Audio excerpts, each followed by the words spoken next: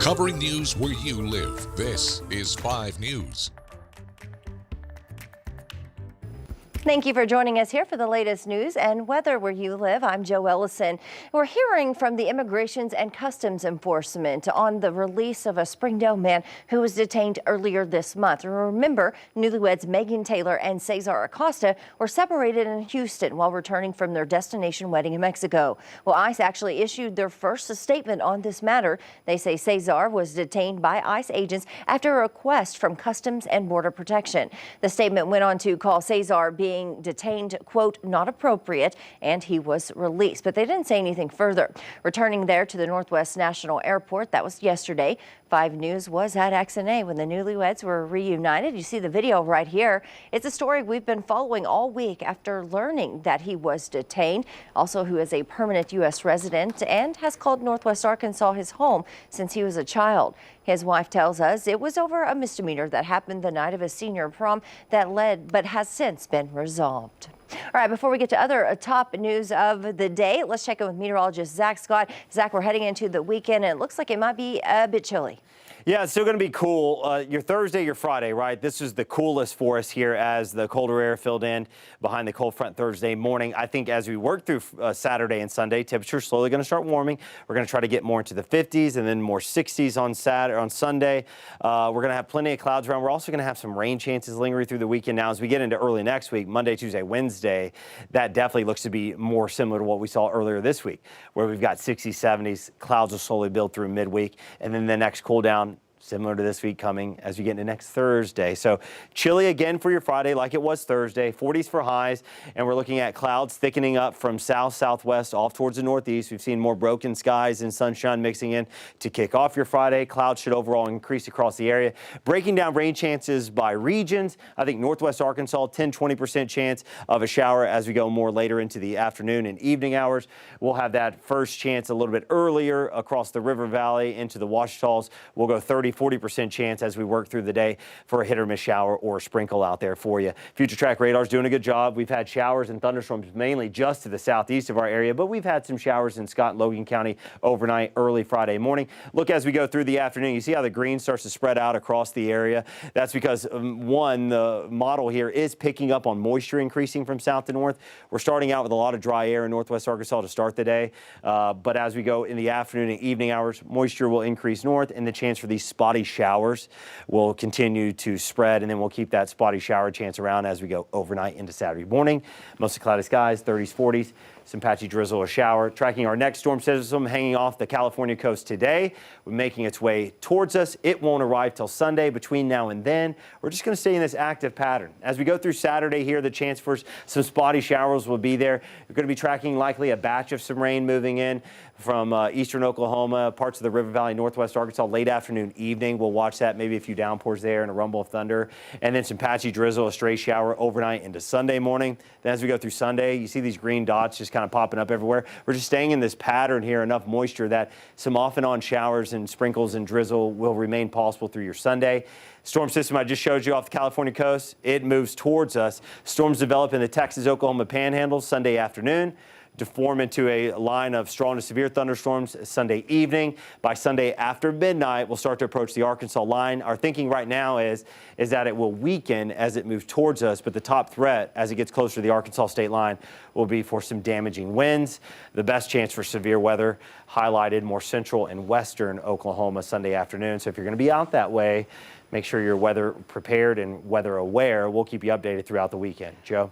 All right, thanks so much, Zach. All right, now let's get you caught up on some stories you might have missed through the week. After almost a 2-week trial, a Benton County jury has sentenced Mauricio Torres to life in prison without the possibility of parole. The same jury found him guilty of capital murder and first-degree battery late last week. 5 News reporter Catherine Gilker has been following the case and tells us what both sides had to say about the sentence. We will appeal this decision. This is not the right decision. That was Mauricio Torres moments after he learned the jury spared his life but sentenced him to life in prison without the possibility of parole. Benton County prosecutor Nathan Smith was seeking the death penalty. I believe and still believe that Mauricio Torres deserves the death penalty for the abuse, the torture, and the murder of his son. Ultimately, that is up to the jury. I'm disappointed in their verdict, but it is their verdict. Torres had previously been convicted of capital murder and sentenced to death twice before, but the first conviction was overturned by the Arkansas Supreme Court, and the second was declared a mistrial. Torres's attorney, Jeff Rosenzweig, says the defense is happy with the sentence given to their client. We're very gratified by the jury's decision. We know they worked hard at coming to their conclusion. We worked hard, the prosecutors worked hard, and we're just very gratified it came out this way. Smith believes the jury was 9-3 for the death penalty. He says his office will never seek the death penalty if they do not believe it is the absolute right punishment. I believed it when we prosecuted the case. I still believe it, but our system is that I don't get to give it to a defendant. A jury can do that. What I was committed to, I just think for me personally, I could never be the one to sign my name and give life without parole to Mauricio Torres. Torres's attorneys do plan to file an appeal of his conviction. Rosenzweig says certain members of the jury credited the defense's evidence and arguments. Of course, you never know what particular pieces of evidence are going to affect the thinking of a particular person. So we just presented everything we had, and some of it struck home with some people. Well, the jury also gave Torres the maximum sentence for the battery in the first-degree conviction, which is 20 years in prison. And dozens of stray and lost pets will soon find a new home. That's thanks to a donation to a Fort Smith animal shelter. The Arkansas Colleges of Health Education donated land to make it happen. 5 News reporter Micah Wilson has the story. For years, animal overpopulation has been an issue in the city of Fort Smith. That is something that we're working with the city on. For the last 6 months, the Animal Haven, the city of Fort Smith, and Arkansas Colleges of Health Education, or AIC, have been working on solutions to pound this problem. Now we have about 150 dogs and about 25 cats. That is above average. We're seeing an increase right now. To help the shelter house more animals, AIC is donating some of its land. We're donating this 5 acres of land to the Animal Haven. It was a great donation. We're really appreciative of the donation. The new shelter will be located off Roberts Boulevard. We're excited to do this for this entire community. As you know, the existing facilities needed to move, and the new facilities will be expanded and larger than what they've had before. There will be at least 150 spaces at the new shelter for animals. So we're really excited to be out there, be a part of the college and a college atmosphere. To be able to bring that to Fort Smith is a great thing. And that was Micah Wilson reporting. Now, construction is not expected to start until summer. Once complete, though, the shelter will be more than 15,000 square feet. And the highly talked about Arkansas Learns action is now in the State House after getting approval from the Senate. The education bill covers quite a few topics like teacher pay, school choice, and school safety. While a majority of senators say this is good, others say they're not so sure. 5 News' Darren Bob breaks it all down. The bill raises the base pay for teachers to $50,000 a year. It does take away an annual pay increase schedule. But bill sponsor State Senator Breanne Davis of Russellville says that'll be left up to local districts to develop. The school districts are still going to get new money beyond the teacher raises that they can put towards steps in a salary schedule. So they are going to have the money to do that. It's going to be up to them to design their salary schedules. And I encourage those teachers to go talk to their school board and superintendents. It also allows parents to use a voucher to send their kids to private schools. Senator Davis says that is good for the state. This isn't to take money away from private or public schools, rather, but it's about acknowledging that within education, one size does not fit all.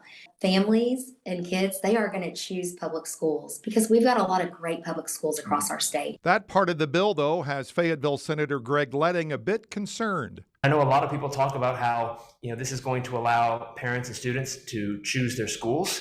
That's not how this works. Private schools are going to select which students they want. And so if you have a student who's struggling in a public school, they go to a private school, they continue to struggle, that private school can send them back to public schools. And that just doesn't seem like a fair situation. Senator Davis also says using state dollars to fund private schools is legal. There's case law on this. Like, everything is constitutional. There's been cases across the country. Like, there was a recent ruling about this very thing. It's completely constitutional, and I have no problem with it.